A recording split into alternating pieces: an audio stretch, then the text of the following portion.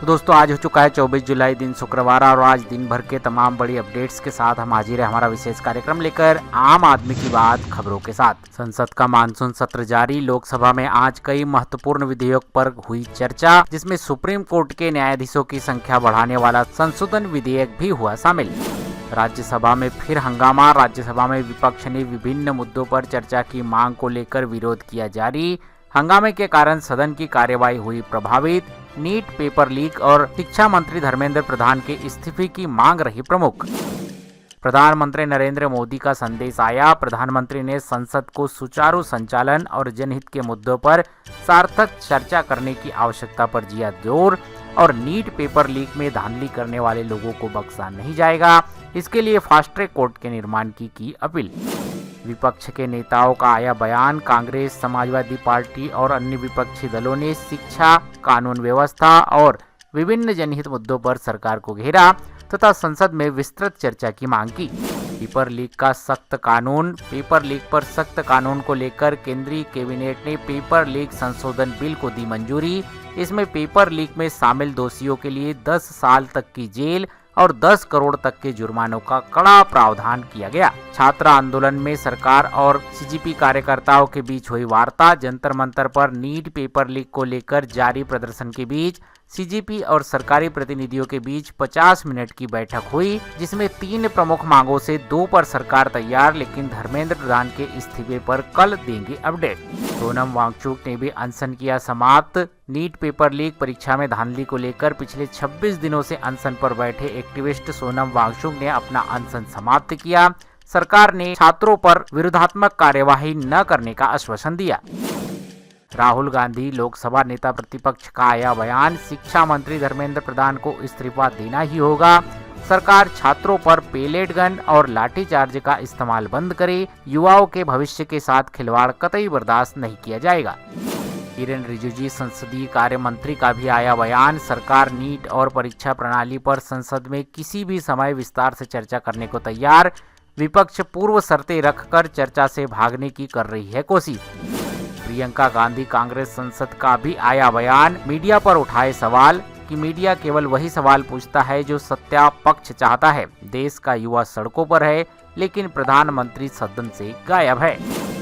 NEET मुद्दे पर पूरे देश में हो रहा है हंगामा। मानसून सत्र के दौरान भी नीट पेपर लीक मुद्दे पर विपक्षी सांसदों ने भारी हंगामा और नारेबाजी के कारण दोनों सदनों की कार्यवाही बार बार हुई बाधित। एक्सप्रेसवे रिपोर्ट आई सामने। एक्सप्रेसवे रिपोर्ट के अनुसार सरकार ने संसद में जानकारी दी कि देश भर में 10,389 किलोमीटर लंबे नेशनल हाईवे स्पीड कॉरिडोर स्वीकृत किए गए, जिनमें 4,809 किलोमीटर हो चुके हैं पूरे। बारिश के कारण अलग अलग राज्यों में रेड ऑरेंज अलर्ट किया गया जारी। भारतीय मौसम विभाग आईएमडी के अनुसार गुजरात, कोंकण, मध्य महाराष्ट्र और सौराष्ट्र के अत्यंत भारी बारिश होने की संभावना। उत्तर भारत, दिल्ली एनसीआर, हिमाचल प्रदेश, उत्तर प्रदेश, जम्मू कश्मीर और पश्चिम उत्तर प्रदेश में अगले कुछ दिनों में रुक रुक कर भारी बारिश से मध्यम बारिश की चेतावनी जारी।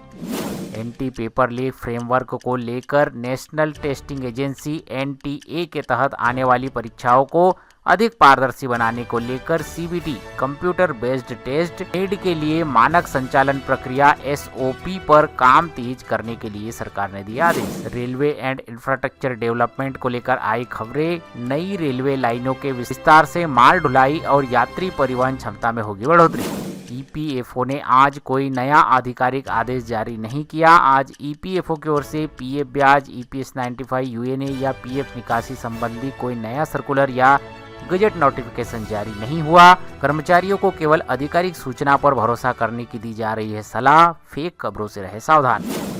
ईपीएस 95 पेंशन की मांग जारी। देश भर के विभिन्न पेंशनर संगठन न्यूनतम पेंशन 7,500 उसमें महंगाई भत्ता की मांग को लेकर अपने अभियान को कर रहे हैं तेज। 2 अगस्त तक चलाया जाएगा सांसदों से संपर्क अभियान और 5 अगस्त को दिल्ली के जंतर मंतर पर करेंगे EPS 95 पेंशन धारक अपनी मांगों को लेकर प्रदर्शन।